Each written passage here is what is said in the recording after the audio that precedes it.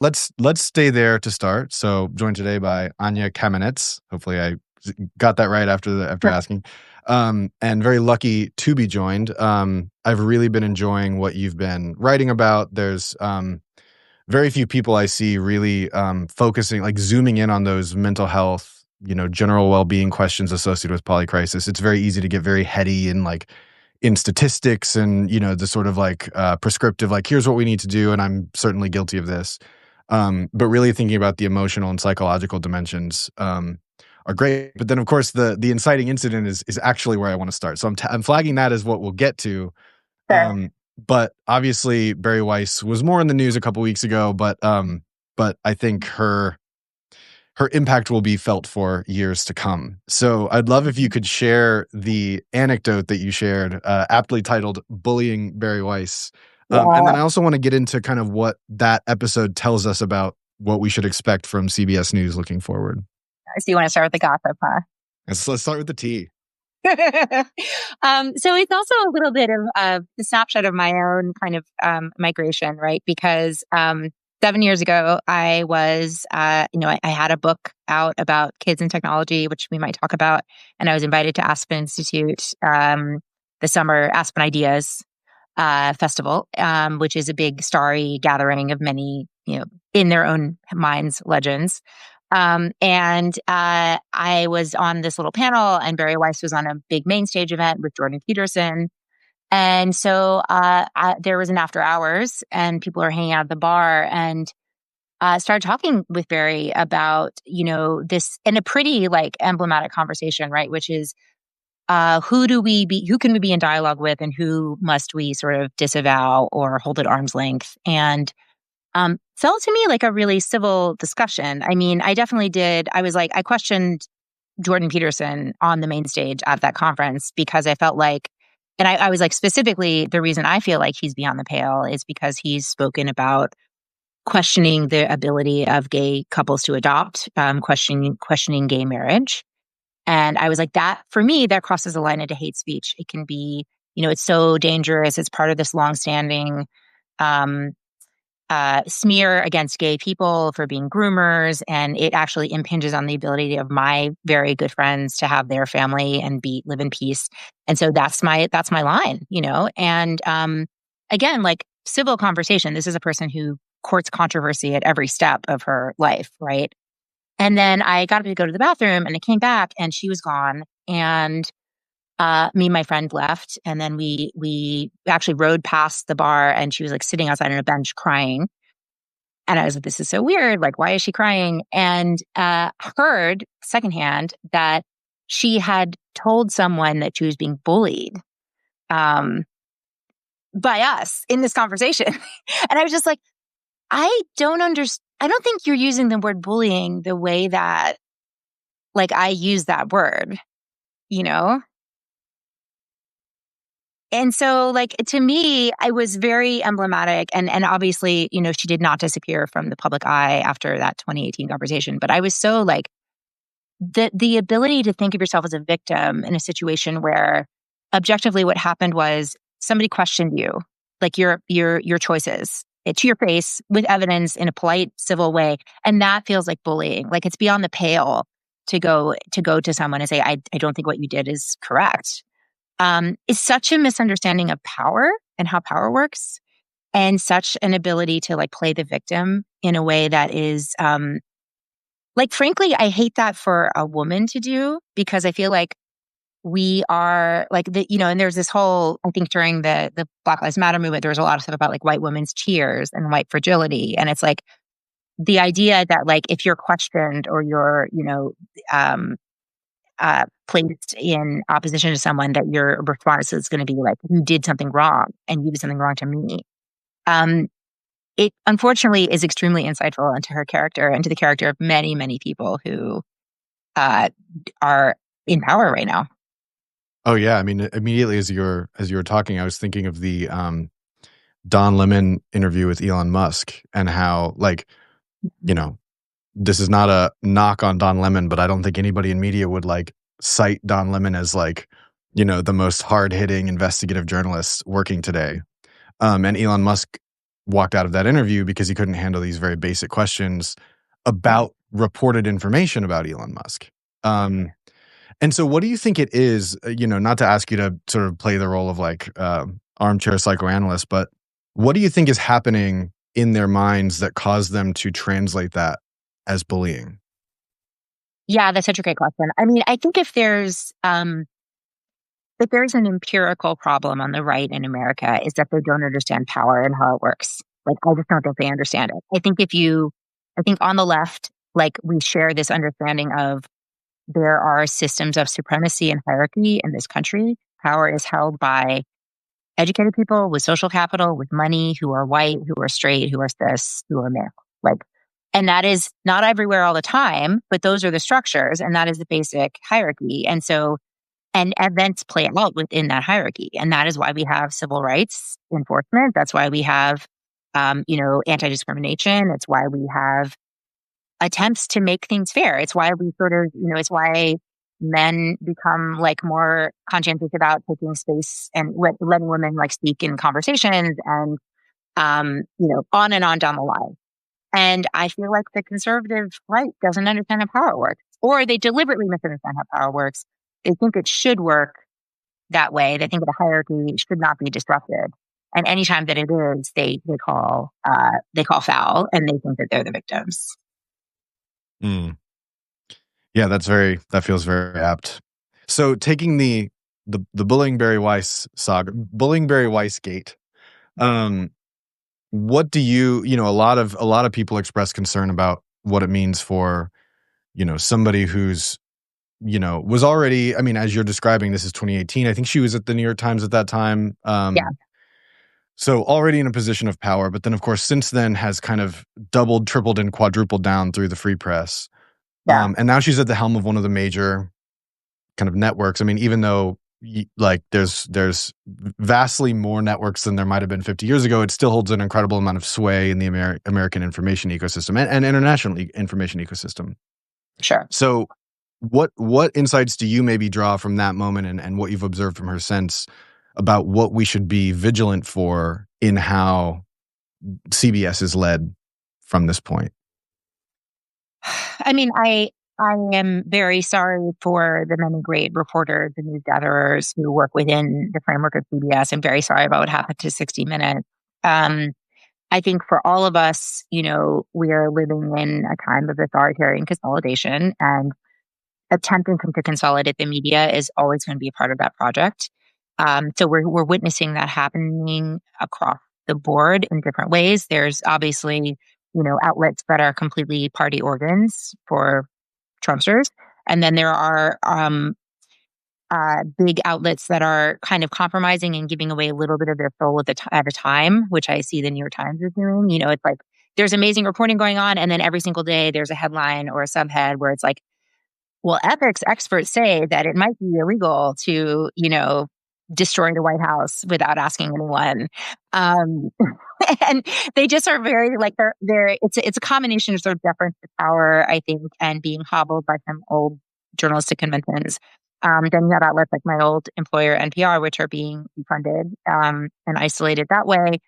So it makes it even harder for the average person to find out what's going on. The counterbalance to this, because it's such a disruptive time, is that there are these independent news media, and we're part of that conversation right now, right? Where so many amazing people are hanging out their own shingles and producing information. Now, there's a lot of caveat emptor in that. It's a lot harder without the gatekeepers and without, I mean, God, I miss editors, I miss fact checkers, I miss the people that helped make the news what it was. But it's also the case that there are many, many diligent and amazing reporters out there that are coming to you directly, that you don't have to wait for intermediaries. So I know that's the best of times, but it's like there are bad things going on. There are other good things going on. I want to touch on both of those things, and maybe I'll just throw it to you as one bundle and you can kind of navigate it as you see fit. I did want to ask, I think a lot of people don't fully appreciate the role that NPR plays as a news source in America. So, I want to be sensitive about how we talk about it, of course. But if you could kind of make the case for why NPR matters and maybe drawing from your own experience of what you were able to do there, And then also talk about those pros and cons you are getting at with this rise of independent media, because of course that's an ongoing kind of source of great interest, I think, for a lot of people, because what the information sphere becomes is a product of all these forces. Absolutely. Absolutely. So National Public Radio is a nonprofit, and the major source of revenue is members. So that is, to me, gold standard in terms of aligning the interests of their audience with the interests of the news makers. They are not corporate owned, and they're not beholden to their funders, their underwriters.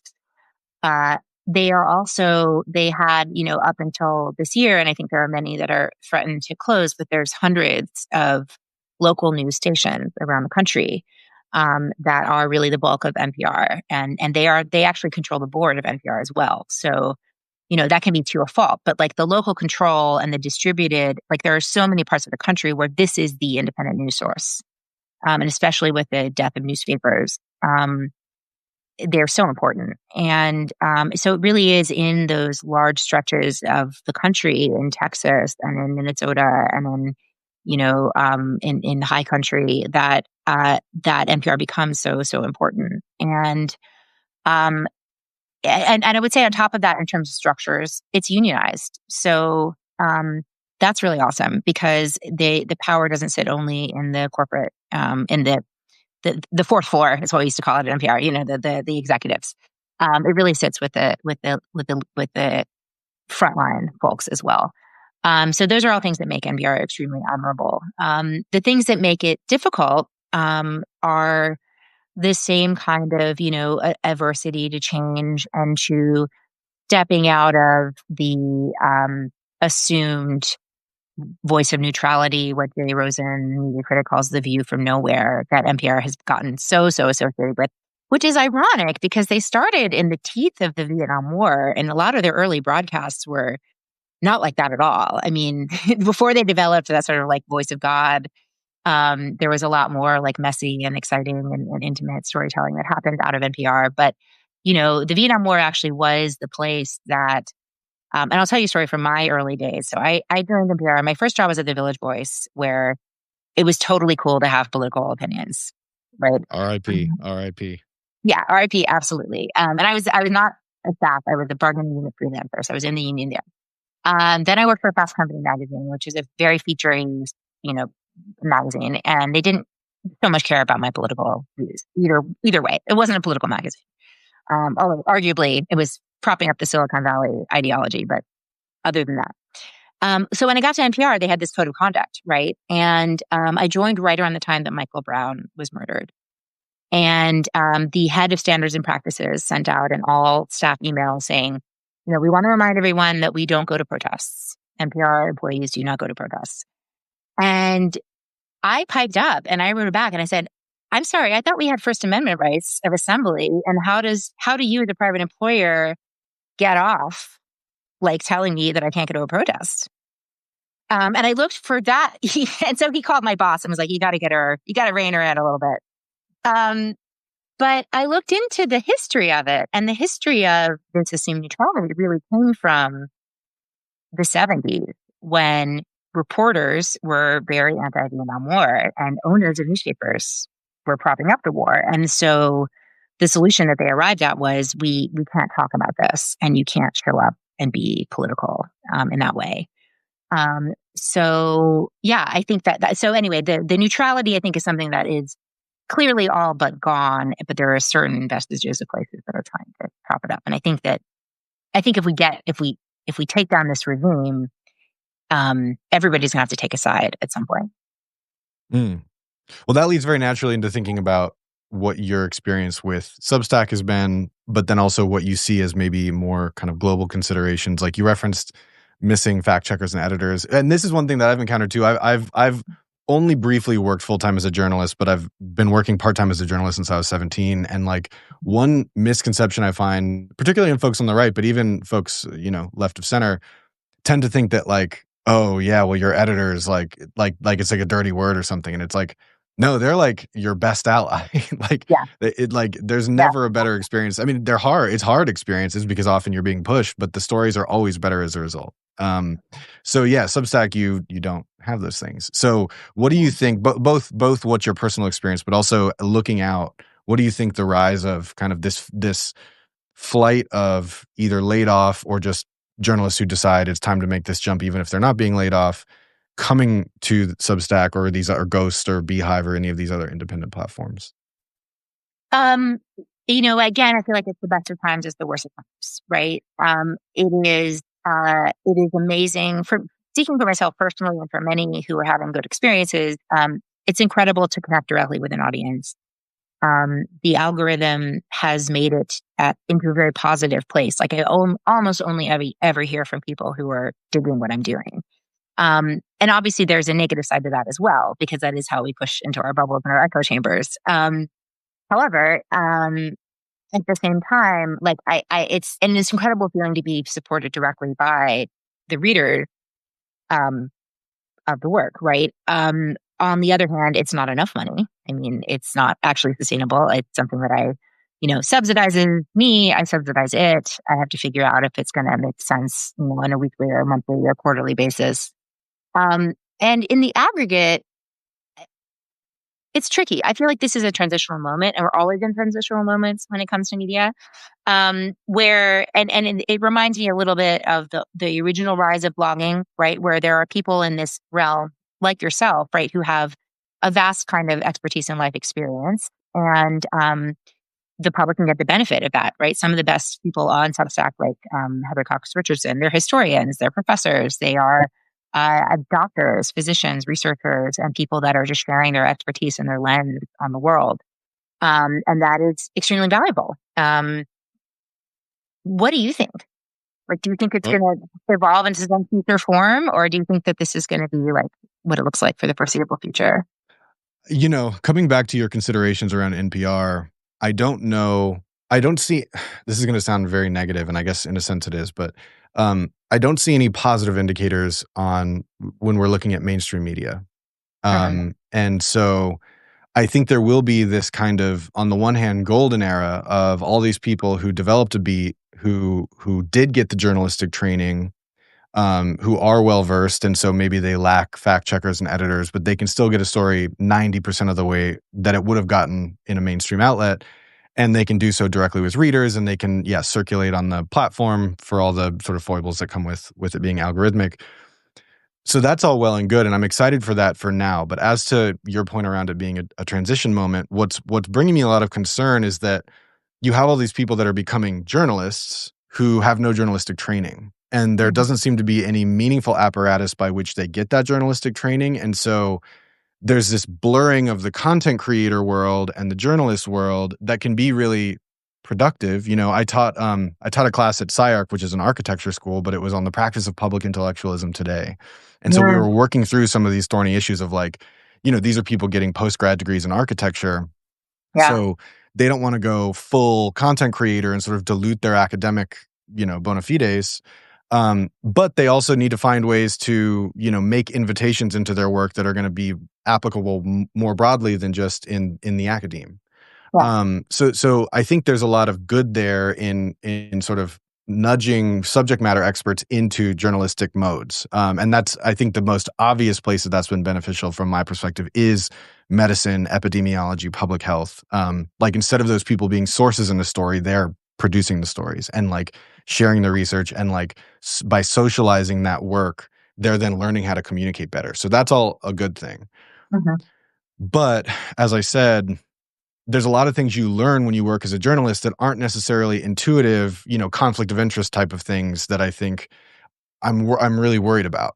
And I am also worried about the sort of overall, like I'm totally against the view from nowhere commitment to neutrality, but I do think that the inclination toward striving to present things in an unbiased way, you'll never achieve it, but having that as a sort of marker in your mind of trying to be as little as the least amount subjective as you can be in trying to tell a story that impacts people beyond you, that's a valuable thing. And so everybody retreating into these like bias corners and not knowing how to appropriately disclose those biases, it makes me worried.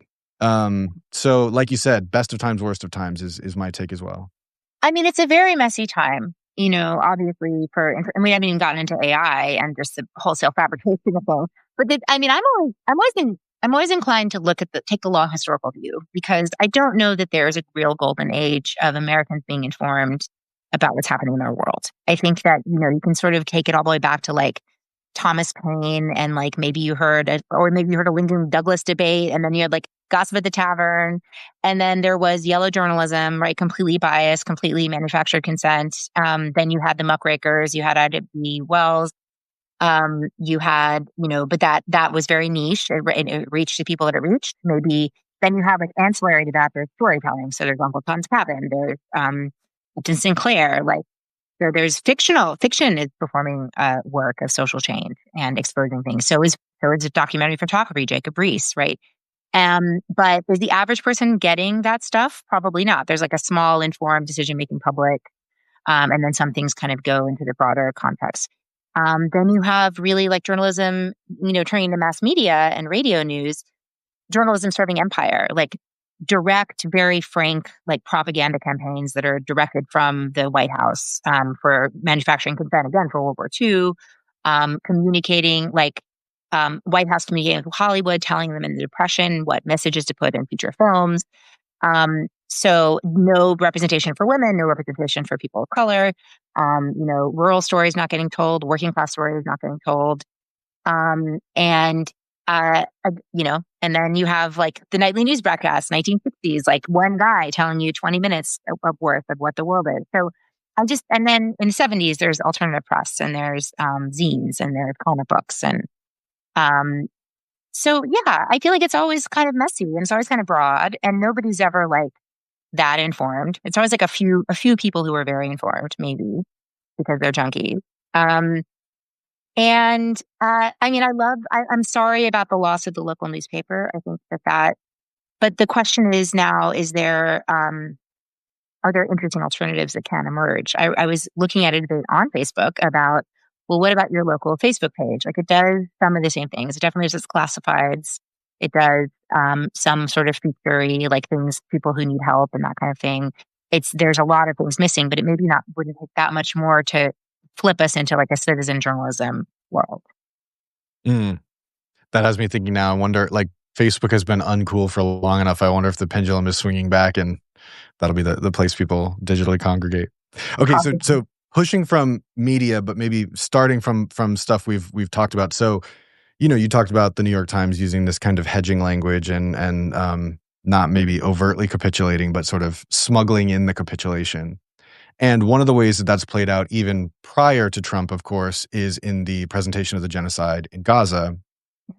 You wrote this piece that I thought was a really important piece for people to be thinking about, that talks about that, of course, the main issue is the genocide itself and the harms committed against those people. But there's this other issue we also now have to consider as folks in the West who are physically detached, but have experienced through our phones and our computers the abject violence that has occurred and the moral injury that that's produced. So I'd love if you could kind of recap what you were getting at there and talk about this issue of moral injury, and then also getting into like, how do we start to address that moral injury in ourselves? Yeah, thank you. So this is connecting to the book that I'm writing, which is about the collective emotions that we're all experiencing in relationship to polycrisis. And the two concepts that are really relevant in relationship to the Gaza war are vicarious trauma and moral injury, right? So this is a period of assault on a very small territory physically with a relatively small number of people. There's reasonable debate about like, why are we not spending the same amount of attention on Congo, on Sudan, and on the victims of USAID cancellation around the world, which is causing mass death directly because of U.S. government.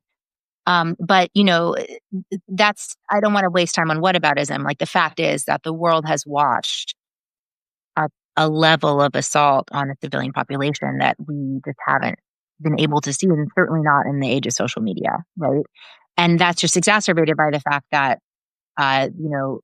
Israel attacked journalists. A lot of what we saw coming out of the territory has been from direct people giving appeals and live streaming essentially their own destruction. And vicarious trauma is real trauma. It is not the same as experiencing something yourself, but we are empathetic people and we are connected, and it can trigger previous trauma in people, people who are already traumatized to see that kind of suffering, and it can cause traumatic stress to witness it. And moral injury is one step, beyond simply seeing someone else suffer. It's when you feel that something wrong is happening, that a person in power is committing a betrayal of justice in a high-stakes situation. That's the definition of moral injury. And this was coined as a description of the experience of people in war.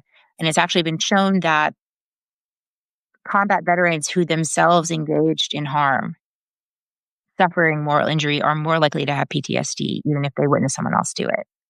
And this is really, again, we are all implicated in that moral injury. It doesn't matter if you are, however conscientious you were in objecting to the war happen, you still feel that something wrong has happened and you have to stop it. And so, I think the first step is really to acknowledge that harm that we're feeling and the injury that we're feeling.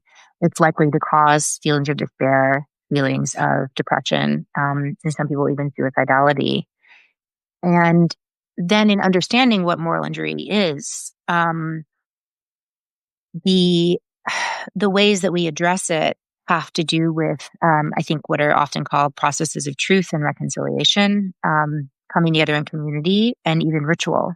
So, truth and reconciliation, like not stopping talking about what happened and telling the story about why it happened and what happened, is really important. And, with the Gaza war, there has been so much pressure to not call it what it is. There's so many layers of euphemism and avoidance, and they're enforced on people with angry social media comments, with directed campaigns of hatred, with giant trucks that go down the street with photographs and names of people who dare to stand up and say this is wrong. And threats that come in on people's DMs, and there's just there's no end to it. The amount of suppression of the truth. And so I really believe in sort of standing up and saying as plainly as we can, and specifically as we can, what we're seeing and what's happening. But then the next level of it is really like coming together. And I have seen, and I've been witness some really moving combinations of, protest and ceremony, especially from a lot of the Jews who were organizing against the war and rabbis against the war. There was a big event on Yom Kippur this year in New York City where I think over 100 rabbis were arrested. And it was part of the Yom Kippur ceremony, which is in that liturgy is confession, mass group confession. And the confession on the Day of Atonement is in the first person plural because we feel that we're responsible for each other. And because it is easier to confess when you feel supported by other people. That was really powerful. Thank you. I want to stay broadly on this thread, but open up. And I recognize you do have a book on this subject coming out. So you feel free to keep whatever in the pocket that you want to keep in the pocket. And of course, by the way, whenever that book does come out, I want to have you back on to fully go into that book. But that's one really powerful example, truth and reconciliation, of ways that people are coping with one aspect of polycrisis. Yeah. What are some other ways? How do we deal with this? Yeah, amazing. So I came into this work from obviously my own climate anxiety and emotional stress from being, and vicarious trauma and moral injury and stress from being a reporter in war, reporter of school shootings and violence. And so witnessing these things and not really knowing where to put my own feelings because, there's a disavowal, certainly for journalists, but I think across the board, these polycrisis emotions are disenfranchised. They're not recognized because they don't belong to anyone in particular. They belong to all of us. And so if your personal home was not destroyed by a wildfire, then your anxiety about climate change is likely to be pathologized into something that's just like you're anxious, right? And in fact, the right wing has noticed the anxiety that children, young people, and parents are expressing, or prospective parents are expressing about climate change. And they are pointing a finger at the climate scientists who are making the too much noise about these things that are causing our children to be upset, which is a fascinating kind of move. The Heritage Foundation just came out with a paper yesterday saying, this is terrible. Parents aren't having kids, or adults are not having kids because they're worried about the climate change. And climate is not a problem. This is a fear mongering campaign, which is amazing. It's an amazing perspective to take.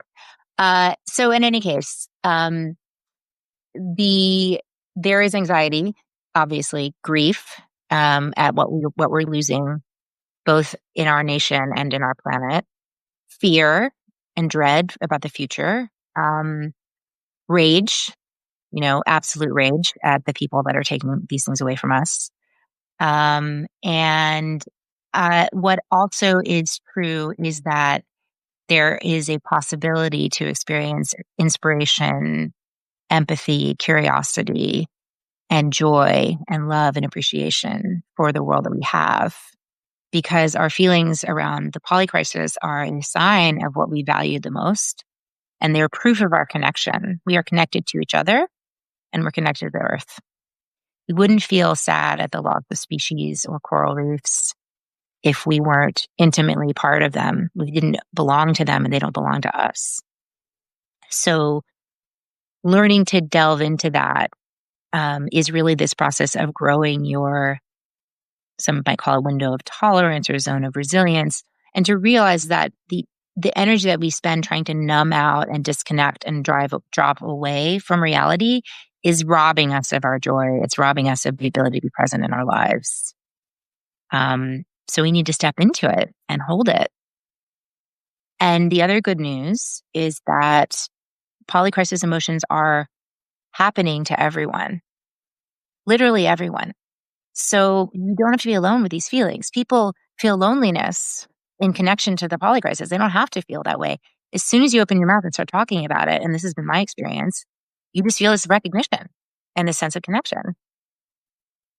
Yeah. I that's been true in my life too. And also echoing something you said, and this, I believe the first time I encountered this sort of in academic speak was, I'm sort of mischaracterizing that, so I'm flagging that, was when I read the deep adaptation paper and later the book, where they talk about the fact that there's been this commitment to a kind of hopium that says, well, you can't depress people too much. You can't really force them to see everything, because then they'll, wallow in despair. And they reject that and draw on data to say, actually, when people feel that they're being spoken to honestly and that their observations and feelings about the world are being honored, they at least feel clearer about it. Like to call it a good feeling is maybe a stretch, but it's that difference between something being conclusive versus inconclusive. It's like almost better to have a conclusive bad reality than an inconclusive reality where you're not sure what's acceptable, what you're supposed to feel.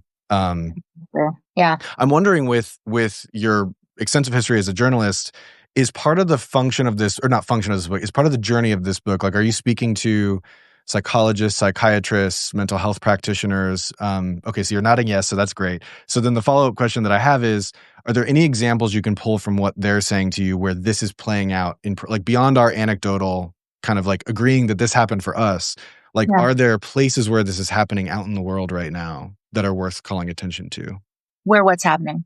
Where people being able to bond over the expression of polycrisis feelings, and that's, leading to, more positive outcomes. Yeah. There's many, but one that comes to mind, there's a researcher named Jyoti Mishra at UCSC. Do you know her? I had her on the show. Yeah. Oh, okay. So you know her work then? Yeah. But my audience might, so please keep going. Might not. Sure. So please keep going. So she's a neuroscientist, and she started doing climate research because of the, I believe, the campfire. She did this research on how did this impact people whose houses were personally destroyed versus people in their communities. And she also picked out factors of resilience, which I love. So the factors of resilience to climate trauma included stronger relationships amongst you and your friends and family, people that had a self belief in their own resilience, and then what she called mindfulness. But the way that she asked the people in the research was the ability to stay in the moment. Like, do you find yourself getting distracted, place to place, or do you like tune into your surroundings? And then the intervention study that she did, I was so fascinated by this because she basically people who had lost homes or lost part of their community going out together into the woods, the places that had been burned, and being together doing, meditation, mindfulness, nature experience, but also a sense of she described as like people like walking out into the burned forest and seeing the new growth and then recognizing in themselves that the possibility of new growth exists for them. So it's just this combination. And it's just so like, it's exactly what you would like, what any hippie would tell you, right? It's like the perfect, like, and I mean, I'm part of many, with no shade, like many communities for which nature, meditation in community is the recipe. Like that is getting those three factors together.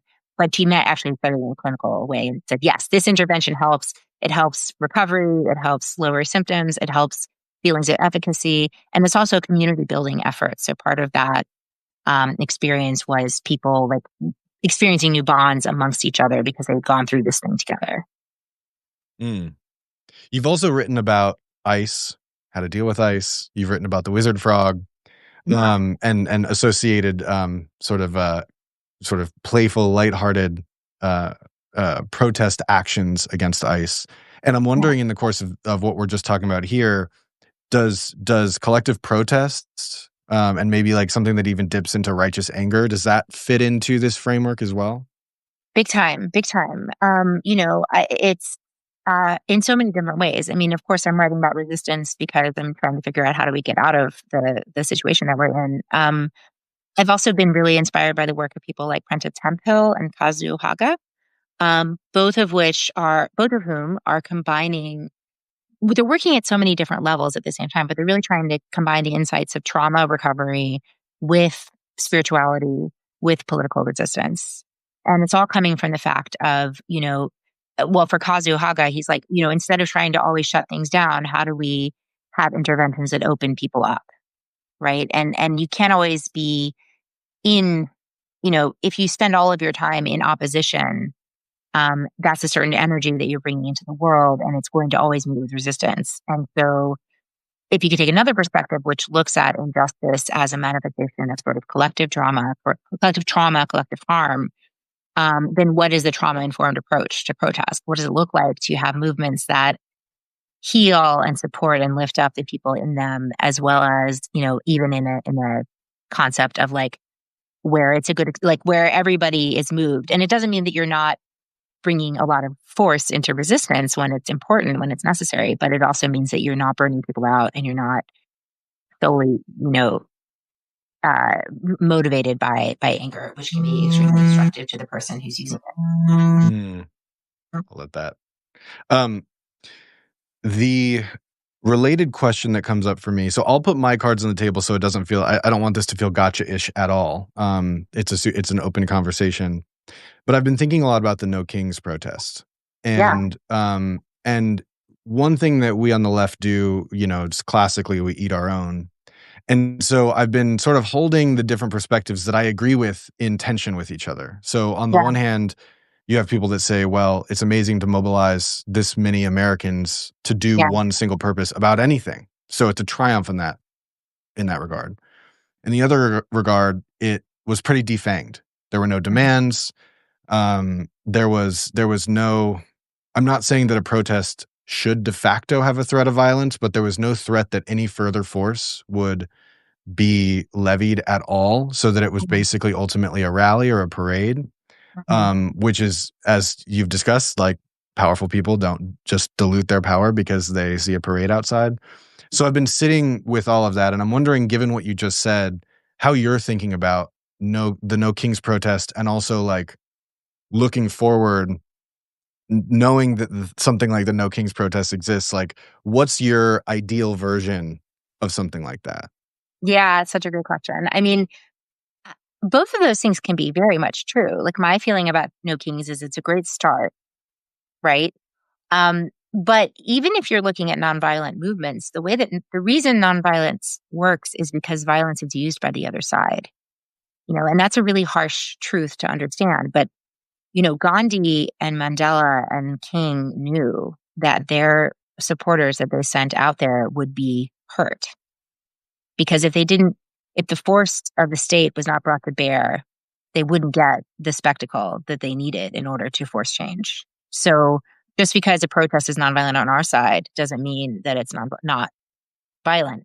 And I think we're there in terms of the individual confrontations that are happening with ICE officers and people around the country. We've had very violent arrests and attacks. And I think ProPublica did a story about specifically the number of times that they'd broken people's car windows to try to get to them. So that's happening. And so what needs to happen, like what are the missing steps from here to there? How does this become unignorable? I think it's really a combination of staying power out in the streets, building momentum, an Occupy type situation where we're not going away. And I have heard actually that starting on election day, there's going to be some kind of attempt to have an occupation outside the White House. I don't know if you've seen that. I haven't yet, but that's encouraging. At the last two No Kings protests, people were flyering about that. So I don't know how serious it is, but that's a good next step. Like people need to build up this muscle and they need to get it. It needs to be normalized. From my perspective, No Kings was a great one-dayer, but to me, I didn't feel the feeling I had in the summer of 2020 where everybody was getting out and they were getting out day after day after day, where it really felt like there was a rise of energy. Some people call it the moment of the whirlwind. And I just don't think we're there yet. But I think that I would say it's a good, maybe not even first step, right? This is not the first No Kings protest. It's not the one before. It was also the largest one-day protest. And this one was even bigger. So I feel like it would be wrong to see it in isolation, and it will be not good if it continues in isolation. I mean, I was listening to the Daily this morning about Maduro, right, in Venezuela, and he's been in power since 2013, and that period of time has included many mass demonstrations, mass uprisings, plus they defeated him at the ballot box, and then he just ripped up the election results. So this isn't easy. There's no guarantee of success. And also I think it's best to try to lift up and support every step along the way. Mm. Yeah. And I mean, even though the Trump administration is waging war against what appear to be Venezuelan citizens on boats, there's a way in which we can very easily see the dotted line for what'll probably happen in certainly the 2028 presidential elections in terms of either damaging the infrastructure in advance or, just rejecting the results outright. So that one thing that I find myself saying a lot to people is like, it's very clear that they've recognized that the only chance for whatever we used to think of, Republican function in the United States of, representative democracy, the only chance of that interfering with their onslaught is the 2026 midterms. And so they're clearly trying to escalate the stakes in such a way that it mounts towards something like martial law or something that allows an extenuation of circumstances. Yeah. So, but that's not a reason, like, this is the weird kind of chaos of also confronting ICE agents is it's like, on the one hand, we actually do need, from the public presentation standpoint, visibility into how violent and horrific they're being. And you can't get that if you're not protesting. But you also have this sense like, I'm like walking directly into what they want me to be doing. Because by doing this, I'm creating their case to the American people for why, the Insurrection Act has to be instated. And that's why there's a real case to be made in favor of large, anodyne, silly, funny, family-friendly, intergenerational protests that everybody can see are peaceful, right? I think that's a strategic move at this point on the chessboard, because you're right. You can't expect them not to fight back. But the question is, when they fight back, what are we going to do after that? And I agree with you. I think a year out from the midterms, it's maybe not the best moment to have a Black Lives Matter type uprising with, cars burning on the streets night after night. Yeah. Yeah. Not that you and I are dictating this, right? This is a mass thing that's happening and we're just like drops in the ocean. Totally. And yeah, and there's this kind of like crowd physics that starts to activate. And I think a lot of us, and I see you doing this, and I appreciate it so much in your work, and I'm also trying to do it in my own ways, is like try to be as good of a strategist as I can be, like it's so like the polycrisis, of which it's reflective. It's Yeah. so entangled, and there's so many different moving parts that in some sense you have to relieve yourself of the idea you're going to do it perfectly, because you won't. But on the other hand, you can't relieve yourself of the accountability of trying to do some of the strategy work so that you have the best chance of bringing about, a more just world. So it's messy. It's just really, really messy. Well, I think what I love about conversations like this is like what we really are meant to be doing is figuring this out together and talking and listening to each other and getting different perspectives. And that's what I love. Like to me, maybe the most positive thing, although it's annoying, from the No Kings protest was like I felt like for every one of the 7 million people who showed up, at least they had at least one conversation with someone about it who thought it was a good idea, thought it was a bad idea, and just like in the moment that we're in, where people are like staying home more than ever, they're lonely, they're not interacting. Like we need to build a popular movement from a basis of like a real lack of social richness and structure in people's lives, and so that's really important too, right? It's like who are we talking to? Who do we see in the course of a day? Who are we actually going to be arm in arm with when this stuff goes down? God, that's such a good point. And it segues very nicely. We've got about 10 minutes left. I don't know if you have a hard out right at the hour, but one thing Yeah, we haven't gotten into yet, which has been a big source of, I mean, you sort of called it out at the beginning of the conversation, is how all this stuff is affecting young people. And so yeah, maybe the way into that conversation is actually staying in this kind of protest and sort of social action space, and then kind of wiggling out from there. Like, I guess maybe also if you could also just quickly sketch, you have a few different books that are hitting that topic from different perspectives. So if you could yeah. give kind of the one-liner of each book so people know your perspective, and flagging that people should go buy those books and read them in full. But if you could share what those are, and then we kind of pick up from there. Sure. So my first book, Generation Debt, was about the economic crunch of the millennial generation at the time, but still holds for these years, which is being the first generation, the first and second generation, not to do as well as their parents economically because of the high cost of college, student loan debt, changes in the job market. My second book, BYU, was about the cost, quality, and access problems in higher education. And fascinatingly, like sort of, we're now living, I think, in the world of, there's been a plummeting in the uh, faith in the value of a college education, which is very strong for almost a century. So it was kind of about that, and it was about can we deliver higher education that really works for people on all these different levels. Then I did a book about students, about kids and parents and technology, and really kind of tried to advance a more balanced viewpoint that understood that technology has a purpose in people's lives, including in children's lives. My book after that was uh, the Stolen Year, which is about kids' experiences in the pandemic. So what I sort of witnessed as a reporter, also as a parent, followed 5 families through the first year of the pandemic. So I really looked at the impact on um, kids' mental health, kids' learning, kids at the margins, kids, living on food stamps, kids who with disabilities and foster care and juvenile detention, and how we failed to center kids in the pandemic.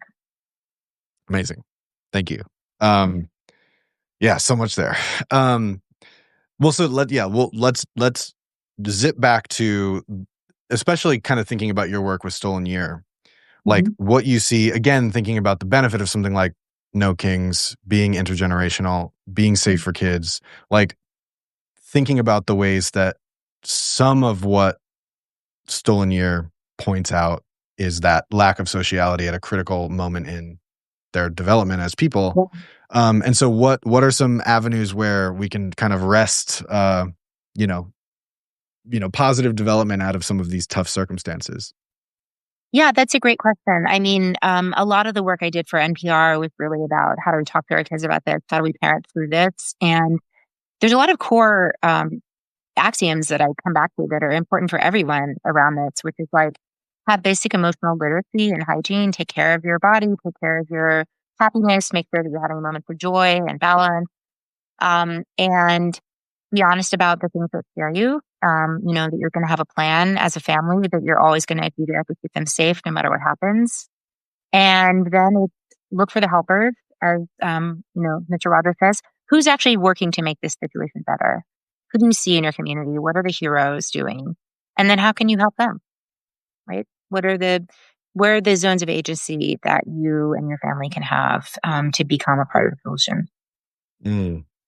And particularly going back to what you were describing about coping with polycrisis, Yeah. it seems like I'm inferring here, but you tell me if I'm wrong, that like kids are resilient enough to handle facing this directly. Like if they're experiencing climate anxiety, climate dread, moral injury, that my guess is that they'll be able to actualize better if we're discussing that frankly with them than if we try to pretend like it's not happening. Would you say that that's 100%, and even more strongly, I would say. So Caroline Hickman did the landmark Lancet 2021 study.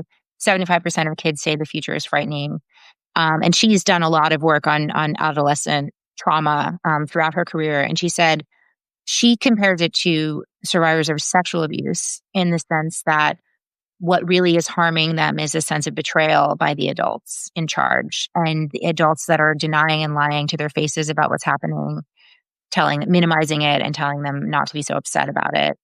And so she's like, if I could, I would go back and say, this is not climate anxiety. This is adult betrayal that they're experiencing. And so the way that we can mitigate that harm to our kids is by being honest with them to the developmentally appropriate extent, right? That is necessary. And similarly, like I just recently, someone was sharing tips for kids and talking to kids about ice. If you might get taken away by ice, or if your children might get taken away by ice, and it's essentially the same message. I mean, you need them to know what to be on the lookout for, and you also need to talk to them about what the plan is going to be and how you're going to try to get through it. Right? Like we're not, whatever the situation is, we're almost never serving our kids by trying to hide it from them when they're curious and when they're asking questions. Now, definitely, you don't want to answer more than they're asking. And I know of parents who've told me their kids have objectively told them, I don't want to hear anything about this. I'm too nervous about it. And we have to respect their boundaries as they're setting that out. But if they have questions and if they seem confused, yeah, it's a good idea to try to figure out in a developmentally appropriate way to talk about all this. amazing? Wow, what a conversation. I cannot wait for this to also run in podcast form. So, Anya, I wanted to say thank you for spending the time with me today. Is there anything you have coming up you wanted to call out? Great question. Well, please check out the Golden Hour if you haven't already. And check out my books. I'll be teaching a class in February at the Institute for Jewish Spirituality online. So the registration for that will be up soon, and it will be all about navigating the emotions of polycrisis. Amazing. Sounds amazing. And yeah, subscribe to Golden Hour, and this episode will be up soon for folks to see. Thank you again for being here. All right. Sounds great. Thanks so much. Bye-bye. Bye.